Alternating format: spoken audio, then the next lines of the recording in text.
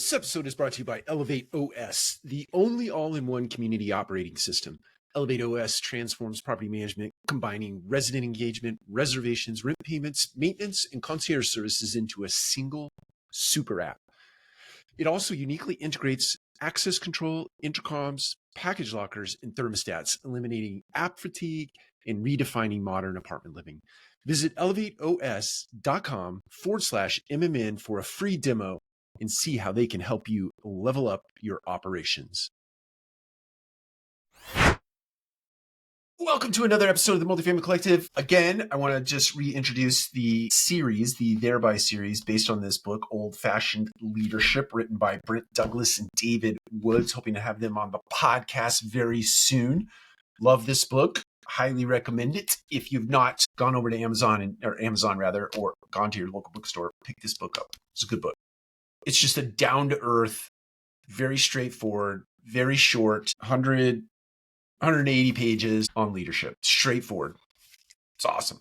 So Thereby series. Today we're talking about individuals that need constant high praise for even little stuff, right? We've all been in this situation. We've been in an organization where you have somebody that just needs high praise for everything, every little thing that they do. Maybe you're this person that every little thing that you do, you need to go get some high praise from every single person in the office. I recall an individual that I worked with at one point in time.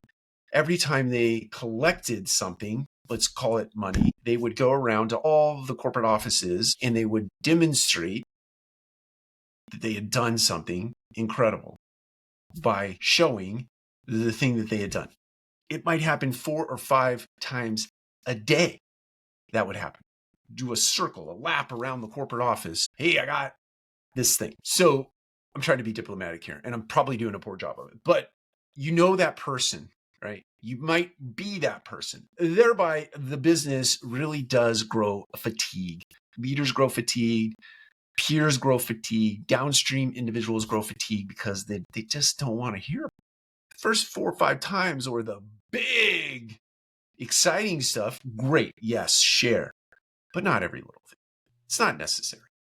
And people get really put off by that, right? Even if you're a great personality, you get put off by that at some point in time. Thereby, your business suffers because the culture is a little, no, please don't knock on my door.